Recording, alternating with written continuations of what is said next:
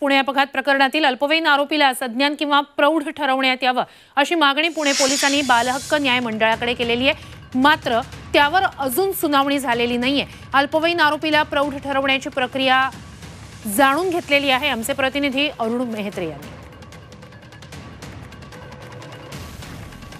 काय साधारणपणे प्रक्रिया असते जर ती व्यक्ती 18 वर्षाच्या खाली असेल आणि तिला जर सज्ञान ठरवायचं तर कायदा काय सांगतो? तर दिल्ली बलात्कारची केस झाली आणि कायद्यामध्ये बदल करण्यात आला ज्युव्हेनाइल जस्टिस ॲक्टमध्ये की 18 वर्षापेक्षा कमी वयाची मुलं पण गंभीर गुन्ह्यांमध्ये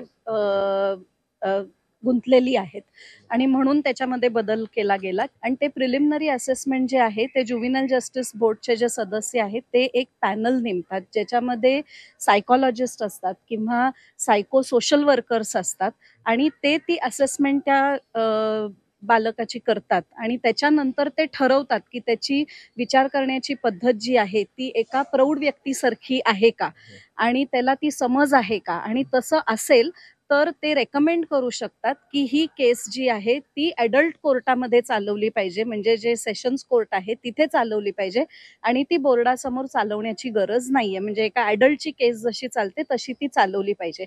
आता ही सगळी असेसमेंट करून प्रक्रिया जी आहे त्यांना साधारणपणे 3 महिन्यापर्यंतचा कालावधी असतो आणि त्याच्यानंतर ते ठरवू शकतात की ह्यांची केस कुठे चालली पाहिजे, कोर्टात चालली पाहिजे का बोर्डासमोर चालली पाहिजे। हे जे बोर्ड समिती नेमते ज्याचा उल्लेख तुम्ही केलाय, ही समिती किती लोकांची असते, त्यात कोणाचा सहभाग असतो, म्हणजे समावेश असणं अपेक्षित असतं आणि जसं म्हटलं की 3 महिन्यापर्यंत, म्हणजे ते काय नेमकं करतात त्यांच्यासोबत, म्हणजे काय विचारतात त्यांना, काय कुठल्या स्वरूपाचं वर्तन गृहीत धरलं जातं त्याविषयी? तर बेसिकली त्याच्यामध्ये सायकॉलॉजिस्ट आणि सायको सोशल वर्कर्स असतात ज्यांना सायकॉलॉजीबद्दल किंवा चाइल्ड सायकॉलॉजीबद्दल ज्यांना समज आहे, ज्यांचा अभ्यास आहे, ज्यांनी लहान मुलांबरोबर काम केलंय, त्यांच्या सायकॉलॉजीबद्दल काम केलेलं आहे, अशी लोक तिथे असतात। ते वेगवेगळ्या पद्धतीने त्यांचं असेसमेंट करत असतात, कदाचित सायकोमेट्रिक टेस्ट वापरत असतील किंवा काउन्सिलिंग करत असतील किंवा त्यांच्याशी बोलत असतील, ते प्रश्न विचारत असतील, एकंदरीत हे समजून घेण्यासाठी की ह्याची समज काय आहे, ह्याची मॅच्युरिटी काय आहे, एका ॲडल्ट सारखा हा विचार करतोय का।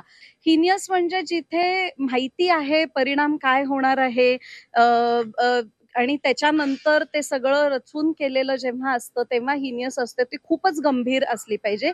ही चूक झालेली आहे या मुलाची, त्यांनी जे केलंय ते बेकायदेशीरच आहे। लायसन्स नसताना गाडी चालवणं, दारू पिऊन गाडी चालवणं, दारू पिण्याचंही वय नसताना दारू पिणं, हे सगळे गुन्हे त्यांनी केलेले आहेत आणि तरी ह्या केसला सिरियस म्हणून म्हटलं जाईल असं मला वाटतंय। ही केस असू देत किंवा कुठली या स्वरूपाची केस, जर त्या मुलाला सज्ञान ठरवायचं असेल किंवा अल्पवयीन म्हणून गृहीत धरायचं असेल तर 3 महिन्याचा कालावधी हा किमान द्यावा लागणार आहे। आता बघूयात बोर्ड आणि बोर्डाद्वारे स्थापन केलेली समिती काय निर्णय देते ते। व्हिडिओ जर्नलिस्ट विकी कांबळेसह अरुण मेहत्रे, झी 24 तास, पुणे।